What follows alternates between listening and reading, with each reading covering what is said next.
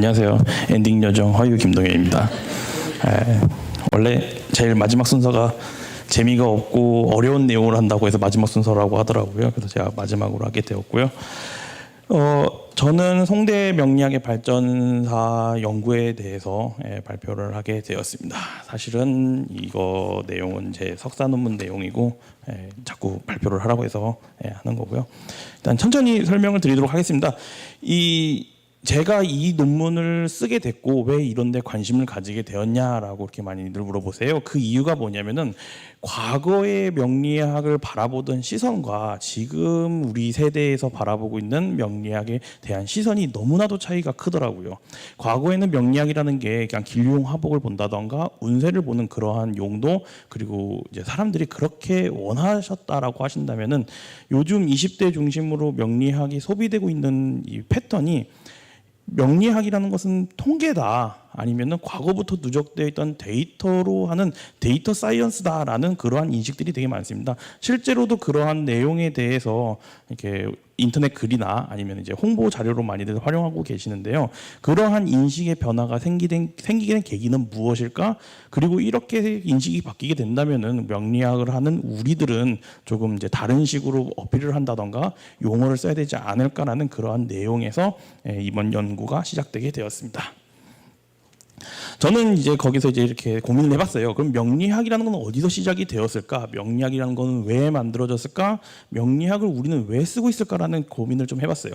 위에 그림을 보시면 사람이 옛날에는 입고 있던 옷이 점점 간소화되고 그리고 시대에 따라서 바뀌고 있습니다. 그런 것처럼 명리학이라는 것도 시간이 바뀌면서 성장하지 않았을까? 그리고 명리학이라는 게 뚝 하고 새롭게 나온 새로운 개념이 아니라 옛날부터 명리학을 보시던 술사분들 그리고 학자분들이 명리학을 요구하고 그리고 필요로 하시는 분들과 소통하고 그러한 내용들이 누적되고 그 내용이 고전으로 나오고 그게 이어져 내려오면서 현대에 우리가 쓰고 있는 명리학이 되지 않았을까라는 그런 고민을 해봤습니다. 실제로도 이번 연구를 통해서 그러한 내용이 있다는 걸 알게 되었고요. 그런데 제가 대학원에 가게 되고 그리고 이제 여러 논문들을 보다 보니까 명리학을 연구하는 경향들이 고전에 있는 말이 맞다, 고전에 있는 내용에 충실해야 된다라는 내용들이 많거나 아니면은 명리학을 우리가 배운 대로 선생님한테 배운 대로 이렇게 풀이만을 해야 된다라는 그러한 내용에 규정되어 있었다라고 볼 수 있었습니다. 이렇게 하다 보니까 명리학이 더 이상 발전되기는 어려울 것 같고 그리고 한계가 정해져 가지고 어떻게 응용이 안 되지 않을까라고 하는 그러한 고민이 되었고요. 저는 이러한 연구 경향을 극복하고 명리학을 하나의 문화의 흐름 그리고 또는 텍스트 학으로서 서로 이제 비판하고 그리고 난 다음에 발전하고 그리고 부족한 점을 채워나가는 그러한 발전 과정을 겪어야 되지 않겠냐, 그러한 생각을 하게 되었습니다. 그래서 저는 이 명리학의 고전들이 당대 문화, 그러니까 사회 문화, 경제 변화, 그리고 정치 구조에 영향을 받은 저자가 사상을 만들었고 그 사상에 맞는 이론 체계를 개발했다고 보았습니다. 그래서 그 시대의 요구에 맞게 고전이라고 한 책이 출간되었다. 즉, 우리가 보고 있는 명리 고전이라는 것은 갑자기 어디서 세상에서 태어난 천재가 불세출 천재가 만들어낸 그런 것이 아니라 시대의 흐름 그리고 고객의 아니면 주변의 사람들의 요구에 맞춰서 만들어진 하나의 문화적 산출물이지 않겠냐라고 보았습니다. 그래서 앞으로 이제 말씀드릴 내용은 당나라에서 송나라로 변화하는 중국의 르네상스라고 불리는 문화 대변혁기에 명리학은 어떻게 변화했고 그런 것들이 각자 어떤 시대에서 어떤 영향을 받았는지에 대해서 연구를 하게 되었습니다. 일단 당나라에서 송나라로 변하는 이 시기는 문화 대혁명 아니면은 당송 변혁 등 다양한 명칭이 있습니다. 왜 그러냐면은 기존의 당나라 때까지만 해도 중국이라고 하는 나라는 봉건 제도를 중심으로 농토를 중심으로 농민 또 이제 농업을 되게 장려하는 그러한 시대였습니다. 그리고 귀족이라고 하는 신분 제도가 고착화돼 있어서 귀족은 계속해서 신분을 되물림하고 그리고 이제 농민들이나 이제 천민이라고 불렸죠. 천민이라고 하는 사람들은 신분이 고착돼서 더 이상 귀족이 될 수 없고 지방에 힘 있는 사람은 평생 힘이 있고 힘이 없은 분들 평생 힘이 없는 그러한 모습을 가지게 되었습니다. 그리고 이제 상업 활동하잖아요. 무역하고 이 시기에 이제 실크로드가 나오게 됐는데 실크로드에서 이제 이렇게 무역하시는 분들에 대해서 상당히 평가가 안 좋았어요. 그래서 이 상놈들이라고 해서 상업 활동하시는 분들을 천시하는 그런 문화가 있었습니다. 근데 이게 당나라가 멸망하고 송나라가 새롭게 생기면서 기존의 당나라들이 이런 신분제도 그리고 봉건제도 그리고 이제 상인을 천시하는 문화 때문에 멸망했다라고 이 송나라를 건국하신 분들이 이렇게 생각을 해서 송나라 때는 이러한 문화를 싹 다 바꾸게 되었습니다. 그래서 귀족 문화를 견제하기 위해서 지방의 귀족들이 신분을 세습할 수 없도록 시험을 과거제도라는 시험을 확대 보급하게 됐습니다. 그래서 과거 시험을 봐야지만 관직에 들어가게 되고 그래야지만 돈을 많이 벌 수 있는 그러한 사회 구조를 만들게 되었고요. 이 능력은 있지만은 신분제도 때문에 나라에 도움이 되지 않는 사람들을 발굴하기 위해서 대학이라고 하는 걸 설립하게 되었고 이 대학에서 공부를 가르치게 되었습니다. 근데 그 중에서도 유학이라고 하는 우리가 배우고 있는 공자에서부터 내려온 유학이라는 걸 중심으로 가르치게 되면서 많은 분들이 유학을 접하게 되면서 그 공부를 하게 되었다라고 볼 수 있고요. 그리고 이제 상인이라고 하는 사람들이 되게 천시를 받았지만 이 시기부터 상인이 신분이 되게 높아지면서요. 직접적으로 정치나 관료들을 만나 정치에 개입을 하기 시작했어요. 그래서 내가 상업하는데 이런 제도 좀 바꿔주세요라고 하면은 정부에서도 바꿔줄 정도로 상인에 대한 신분이 상당히 올라가게 되었다라고 볼 수 있습니다. 그래서 평민이라고 하는 이 낮은 신분 계층들이 공부만 하거나 상인이 되어서 대부호가 된다면은 귀족 못지 않는 더 뛰어넘는 그러한 신분 역전 현상이 생기게 된 게 이 송나라의 변화라고 볼 수 있습니다. 그래서 당나라에서 송나라로 넘어오면서 신분제도의 제한이 없어졌게 됐고 평민이라는 사람이 언제든지 출세할 수 있는 그러한 기회가 생겼다라고 볼 수 있습니다. 그런 시기에 당나라 때는 고법 명리학이라는 것이 유행하게 되었고요. 이제 송나라로 넘어오면서 신법 명리학이라는 것이 새롭게 대두되기 시작을 했습니다. 당나라 때 유행했던 고법 명리학은 이제 삼명학이라고 불리는데 삼명학이라는 것은 천간의 녹, 지지의 명, 연주를 이제 두 개를 다 해서 찾는 나무오행을 신으로 해서 녹명신이라고 하는 체계를 구성했습니다. 사실 이렇게 보면은 이제 사주팔자가 다 있는데 그 중에서도 이제 연주에서 가장 중심으로 봤다라는 걸 알 수가 있고요. 이 사주팔자 외에 태월이라고 해서요. 우리 엄마 아빠가 이렇게 만나서 저를 탄생시킨 그 날이 있잖아요. 그 달을 되게 중요시 여겼습니다.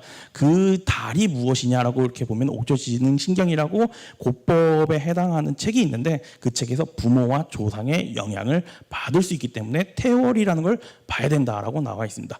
그만큼 이 시기에는 하늘로부터 받은 명보다는 부모로부터 물려받는 그리고 세습되는 그러한 명에 대해서 관점이 상당히 강했다라고 볼 수 있습니다. 그래서 이제 되게 유명하신 사상가 왕춘께서는 풍기설이라는 걸 말씀해 주시는데 그것이 뭐냐면은 사람이 명을 받음에 부모가 기를 넣어줄 때 이미 그 기흉을 얻는다라고 말씀해 주셨습니다. 이거는 부모로부터 받는 것에도 나의 운명, 기흉이라는 것이 담겨져 있다는 관점입니다. 이를 이렇게 보면은 요약을 해보면은 당나라 때는 귀족이라고 하는 신분제도를 세습이 가능하다고 말씀을 드렸잖아요. 그것처럼 당나라 때 유행했던 명량 역시 귀족이라고 하는 신분제도를 이렇게 세습하고 그리고 내가 가진 것을 자식한테 물려줄 수 있는 그러한 혈통 중심의 명리학이 유행하게 되었다고 볼 수 있겠습니다. 왜냐하면 이 명리학을 주로 소비했던 사람들이 밥 먹고 살기 힘든 농민들보다는 좀 여유가 있는 이런 귀족계층으로 유행을 했기 때문에 이 시기와 그리고 한 다음에 이 주요 수요층에 의해서 명리학의 기틀이 곧법으로 잡혔다고 볼 수 있습니다.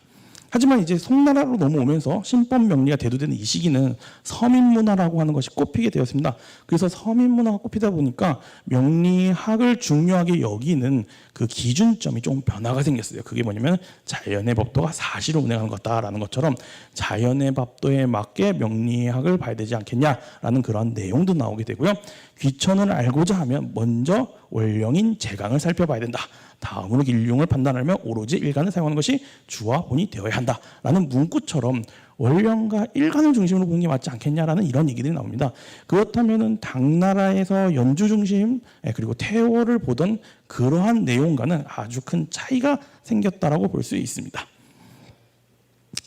그래서 이 송나라의 신법 명리는 사시라고 하는 시간의 흐름, 사시라는 건 뭐냐면은 1년 4계절이 이렇게 흐른다는 얘기예요. 그래서 시간이 바뀌고 자연이 이렇게 생장성멸하듯이 커고 이제 사라지고 죽듯이 이러한 자연의 순환을 얘기하는 거고요. 그리고 원령이라고 하는 것을 따서 부기를 따지기 시작했는데 이 원령이라는 내용이 왜 갑자기 나타나게 됐냐면은 송나라의 과거 시험을 보려면 유학을 공부해야 됐었어요. 그 유학에서 되게 중요시 여긴 게 내가 뭔가 잘 먹고 잘 살려면은 그 계절에 맞는 행동을 해야 된다. 그리고 정치라고 왕이 정치를 잘하려면은 그 계절에 맞게 그 시기에 맞게 행동을 해야 된다는 원령을 기반으로 한 정령 사상이라는 게 급격하게 이제 대두가 되게 됐고요. 그러한 사상이 이 시기에 유행하다 보니까 송대 신법 명리에서도 갑자기 이것이 더욱 많이 강조되지 않았을까라고 보게 되었습니다. 그래서 이 서민들이 공부를 해서 유학을 배우게 되었고 그리고 정령이라고 하는 게 맞춰서 하는 것이 익숙해지다 보니까 신법 명리학의 방향성 역시 원령에 맞춰 가지 않았을까라고 보게 되었습니다. 또 이제 신법 명리학에서 되게 재밌는 변화가 하나 생긴 게 기존의 고법 명리학에서는 삼명이라고 하는 농명신을 중심으로 삼명학이라고 불렀다면은 자평 명리학, 신법 명리학에서는 이제 삼원이라고 해서 세 가지 체계로 변하게 됐습니다. 그 변화가 뭐냐면은 천원, 지원, 인원이 되었고요. 천원은 천간을 의미하고 지원은 지지를 의미하고요. 인원은 지장간을 의미하게 됩니다. 이러한 변화가 생기게 된 이유가 뭘까 하고 이렇게 연구를 하다 보니까 이 시기에 천인 합일 사상이라는 것이 대두가 다시 이렇게 세상에 나오게 되었고요. 이 천인 합일 사상이라는 것은 천지인이라고 하는 이 세 개가 서로 연결돼서 영향을 준다라는 그러한 사상입니다. 그런 것처럼 내가 하늘로부터 명을 받았고 그 명에 맞춰서 이 땅 위에 살아가고 있다 해서 사람과 하늘과 땅이라고 하는 그런 관계성을 얘기하는 학문이 나타나게 됐고요. 그리고 이 시기에 가장 유행했던 사상 중에 하나가 진단이라고 하는 사람의 무국도라는 삶인데 그것이 뭐냐면은 기존에는 고정된 삶 그리고 정해진 운명에 순응하고 살 수밖에 없다라는 사상이 있었다 때문에 귀족제도가 이제 있었으니까 근데 이 귀족제도가 없어지면 서민이 신분을 바꿀 수 있게 되다 보니까 무국도라는 사상을 통해서 나는 변화할 수 있다 그리고 타고난 것 외에도 뭔가 내가 적극적으로 해서 바뀔 수 있다라고 하는 그러한 생각들이 서민을 중심으로 이렇게 뻗어나가게 되었습니다. 그래서 그러한 무국도 사상 그리고 이제 천인 합일 사상들이 나타나게 되다 보니까 하늘로부터 받은 나의 운명을 내가 직접적으로 바꾸고 싶고 그리고 내가 그거를 이겨내고 싶다라는 사상이 투영이 돼서 지금의 신법 명리학으로 변화가 되지 않았을까라고 보고 있습니다. 그래서 이 당대에서 송대로 바뀌게 되면서 서민 중심의 문화가 태원을 보지 않게 되는 그 변화의 트리거가 되지 않았을까라고 하고 진단의 사상 유입은 삼원 체계의 변화를 만들게 되었고 정령 중심의 정책과 그리고 유학자들의 학습이 명리학의 원령 중심의 감명법을 만들지 않았을까라고 하는 그러한 생각을 하게 되었습니다. 그래서 이 논문에 보시면은 여기에 대한 자세한 설명이 나와 있고요. 제가 이제 마지막으로 드리고 싶은 말은 지금 보시면은 시대가 바뀌고 기술이 바뀌고 그리고 한 다음에 왕조가 바뀌다 보니까 세상이 바뀐 것에 맞춰서 명리학이 바뀌게 되었습니다. 그래서 저는 지금의 현대의 이 문화를 분석하고 그리고 우리가 나아갈 방향성을 잡아야지 명리학이 앞으로 나아갈 수 있다고 봅니다. 그렇기 때문에 진짜로 명리학은 시대에 따라서 바뀌었는지를 한번 연구해봤고요. 아마도 내년에 또 우리가 이런 행사를 할 수도 있을 거 아니에요. 그때 되면은 옛날 얘기가 아니라 현대에 우리가 어떻게 살아가고 있기 때문에 지금부터 우리는 명리학을 어떻게 바꿔야 되지 않을까라고 하는 그러한 제안과 그리고 이제 방법론에 대해서 한번 이야기를 해보는 그러한 시간을 갖도록 해보도록 하겠습니다. 감사합니다.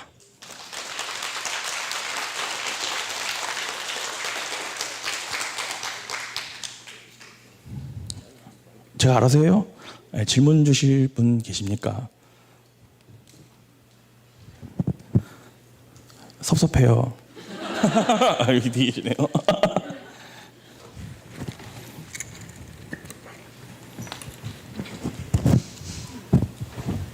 네, 이런 논문을 내셨는지 지금 오늘 처음 알았는데 굉장히 뜻깊게 잘 듣고 꼭 이 논문 한번 읽어보도록 하겠습니다. 그리고 지금 이제 앞으로 지금 이제 당에서 송으로 넘어가는 시기에서 명리학이라는 그 이론 자체가 변했듯이 이제 앞으로도 이제 시대에 맞춰서 이 명리학이라는 학문이 다시 발전을 해야 될 텐데 어떠한 관점에서 발전을 해야 된다고 이제 생각하시는 그런 이제 방향성이 좀 있으신지 그런 이제 그게 좀 궁금합니다. 내년에 해야 될 것 같은데. 일단 잠깐 스포일러 드리면요. 제가 제일 요즘 관심 있게 보는 게 두 가지가 있어요. 하나는 이제 인공지능. 정말 요즘 저희 회사는 인공지능에 빠져가지고 하루 종일 인공지능만 얘기를 해요. 아까 뭐 탁수가 거의 울부짖듯이 말씀하신 게 사실이고요. 그리고 이제 두 번째로는 저는 ESG 경영에 대해서 되게 관심이 많아요. ESG 경영이라는 거는 이제 뭐 자연을 위해서 사람을 위해서 회사를 운영하는 게 맞지 않겠냐라는 그러한 관점인데 이 모든 것을 복합적으로 했을 때 저는 단 하나의 이제 이렇게 결과값이 있지 않을까라고 고민하는 게 뭐냐면은 윤리적인 소비가 앞으로 시대를 이제 지배하지 않을까. 그동안은 이제 뭐 사회가 고도로 발전하면서 윤리를 잠깐 내려놨다면은 지금부터는 내 옆 사람을 위해서 지구 환경을 위해서 소비한 게 맞지 않을까라고 생각을 하게 되었고요. 이거에 맞춰서 명리학이라는 거는 내 개인만 보는 것도 아니고 원령이라고 하는 환경만 보는 것도 아니고 내 환경을 위해서 내가 할 수 있는 거, 내 조직을 위해서 내가 할 수 있는 거 이런 식으로 원령과 일간 뭐 아까도 뭐 말씀해 주신 것처럼 뭐 격국가, 옥부용신 뭐 이런 관점에서 한번 접근하는 게 좀 더 낫지 않을까라고 내년에 얘기하려고 했는데 미리 말씀드렸습니다.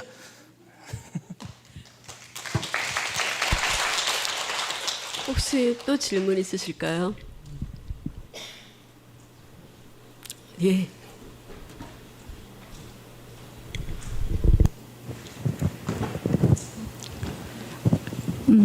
저기 인공지능에 대해서 관심이 많으시다고 하셨잖아요. 아까 탁수님 설명해 주신 것도 잘 들었는데요. 지금 예전에 AI하고 이세돌하고 바둑을 뒀잖아요. 그때 제가 알기로는 경우의 수를 전부 다 입력을 해서 이제 이겼다고 얘기를 들었는데요. 혹시 뭐 양자 컴퓨터라든지 뭐 이런 식으로 해서 여러 가지 논문이라든지 지금 발표하신 그런 내용들을 전부 다 입력해서 스스로 이렇게 알아내는 그런 시스템으로는 아직까지는 힘든가요? 제가 업계 리더가 아니에요. 그래서 여기서 대표 발언을 할 수는 없는데 제가 이제 뭐 이번에 저도 이제 박사과정에 들어가면서 저희 지도 교수님한테 던졌습니다. 저 인공지능으로 박사 논문 쓸 거다. 그러니까 그냥 냅둬 주세요 이렇게 말을 하긴 했는데 그런 것처럼 이제 제가 여러 아티클이나 이런 내용들을 봤을 때 현재 인공지능이라고 하는 개발 단계는 사실은 빅데이터 분석이랑 크게 다를 바가 없습니다. 그리고 난 다음에 자연어 처리해서 GPT가 그 문장을 만들어주는 것 역시 얘가 뭘 생각해서 만드는 게 아니에요. 우리가 미리 짜놓은 알고리즘과 그리고 자연어의 우선순위라는 얘기들을 조합해서 문장으로 만들어주는 자동화 기능이라고 보시면 되고요. 제 생각에는 지금 기술 2013년입니다. 2013년 그 전까지 인공지능은 이미지를 분석할 수 없었지만 2013년 아직도 기억나는 게 너무 충격이었던 게 하나의 가설이 인터넷에 올라가게 됐고 그 가설을 보자마자 인공지능이 이미지를 분석할 수 있다는 알고리즘 개발이 됐어요. 그것까지 불과 6개월이 안 걸렸었거든요. 그런 것처럼 어떤 천재가 나타나서 트리거 작용을 해준다고 하면은 지금 말씀해 주신 것처럼 내가 스스로 판단하는 인공지능이 나올 거라고 생각하는데 여러분 걱정하지 마세요. 지금 인공지능은 생각이 없고 우리를 도와주는 우리가 월급을 안 줘도 사람을 쓸 수 있게 되는 그런 효과를 내는 하나의 툴이라고 보시는 게 가장 합리적일 것 같습니다. 또 질문 있으실까요? 없으실까요? 아, 네. 아, 그쪽 줄이 좀 그 학구열이 아주 뛰어난 줄인가 봐요.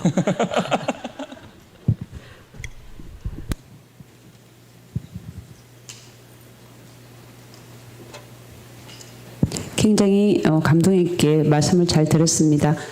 근데 이제 AI나 인공지능들을 많이 이제 사람들이 걱정을 하고 그러는데 명리라고 하는 것은 우리가 그 사람의 마음을 헤아려서 함께 공유하고자 하는 어떤 그 필 정서를 나누는 거라 생각하거든요. 그래서 아무리 AI가 발전하고 여러 가지 기구가 발달된다 하더라도 그러면 그럴수록 사람들은 자기와 더 교감할 수 있고 따뜻한 마음을 나눌 수 있는 그런 상담자를 찾는 시대가 저는 또 오지 않을까라고 생각하는데 선생님 생각은 어떠십니까? 아니, 논문에 대한 질문을 해주셔야 되는데 이 내용이요. 잠깐 그러면은 제 기준에 대해서 말씀을 드릴게요. 저는 이제 윤리적인 접근에 대해서 상당히 고민이 많아요. 아시다시피 천간에 개수가 너무 많고요.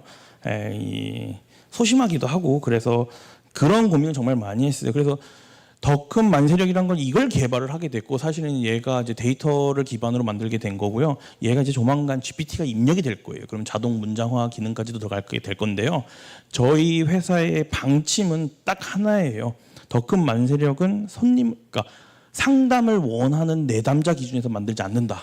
철저하게 상담을 하는 분을 위해서 상담을 보조하는 툴로서 작용을 해야 된다라는 강력한 방침이 있습니다. 그 이유가 뭐냐면은 상담은 사람이 하는 거지 컴퓨터가 하는 게 아니에요. 컴퓨터는 사람이 윤택하게 살 수 있도록 도와주는 서포터 역할에서 멈추는 게 맞거든요. 이거는 뭐 저뿐만이 아니라 이 인공지능을 이제 개발하는 업계에 있으신 분들도 그렇고 검색해 보면 겁내 많이 나와요. 이 인공지능과 윤리의식이라는 것만 검색해도 스콜라에 아티클이 되게 많이 나오는데 그런 것처럼 저도 거기에 대해서는 되게 공감을 많이 해서요. 앞으로 뭐 인공지능이 제가 계속 개발을 한다고 하더라도 인공지능은 정확하게 서포터로서 그리고 상담사가 실수하지 않게 감시하는 역할로서 만들어내야 할 예정입니다.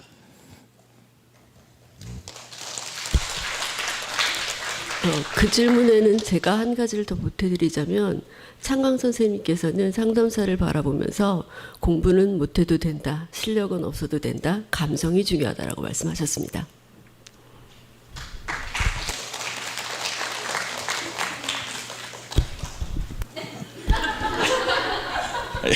인공지능 말고요.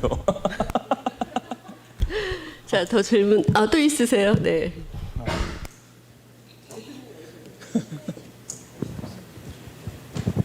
네. 시대 기술 왕조에 따라 이제 명리학이 바뀌어 왔던 것처럼 이제 앞으로의 명리학도 변화해야 한다고 하셨는데요. 그 선생님께서 실제 임상에서 감명해 보시면 특히 어떤 부분이 이제 옛날 관점과 비교해서 이제 변화가 있는지, 변화가 느껴지시는지 궁금합니다. 이거 완전 어깨 비밀이게 돼버리는데 이거 제 개인 노하우잖아요. 이러면은 제가 요즘 제일 많이 느끼는 게 뭐냐면요. 40대가 물어보는 질문에 대한 답변과 20대가 물어보는 질문 답변이 달라요. 뭐 30대도 있고 50대도 있지만 대표군으로 잡는다고 하면은 이 40대가 특히나 경향성이 되게 강한 게 뭐냐면은 정답을 내리기를 되게 원하세요. 딱 답이 있었으면 좋겠다. 난 너한테 오늘 온 이유는 내가 불안하지 않게 답을 내려줘. 라는 그러한 방향성을 요구하시는 경향이 되게 강하시고요. 20대가 오면은 답을 내면은 되게 기분이 안 좋아해요. 20대가 원하는 건 뭐냐면은 지금 내 상황을 정확하게 설명을 해주고 내가 할 수 있는 모든 경우의 수를 나에게 다 알려줘. 경우의 수를 다 알려주길 원해요. 그러니까 너무 힘들어요. 무슨 말씀인지 아시겠죠? 20대라고 하는 이 세대가 살아온 방식은 인터랙티브하게 상대와 내가 교류할 수 있는 그러한 세대를 거쳐왔어요. 그래서 내가 정해진 답이 아닌 내가 수많은 선택지 중에서 하나를 선택하고 그 선택 사항을 내가 발전시키겠다라고 하는 인터랙티브 세대인 거고 40대 이제 이후에 이제 계시는 분들은 TV를 보거나 신문이라고 하는 매체를 통해서 정보를 단순히 입력받는 형태로 이제 살아가셨잖아요. 그러다 보니까 이 상담사에게 원하는 거는 답이라고 하는 정보를 나에게 넘겨줘. 라는 게 되게 된 겁니다. 이런 것처럼 이제 우리가 큰 이제 뭐 몇백 년이라는 시간도 아니고 되게 짧은 수십 년의 시간이지만은 각 사회대가 기술 발전에 따라서 요구하는 바가 다르다는 걸 이제 아실 수가 있어요. 저는 이제 이러한 관점에 맞춰서 사실은 이제 더 큰 만세력도 바꾸고 싶은 생각은 뭐냐면은 연령별에 따라서 멘트도 바꾸고 싶긴 해요. 그런 것처럼 각 세대별, 시대별 요구사항에 맞게 세상이 변하지 않았나라고 좀 현장에서 느끼고 있습니다. 네.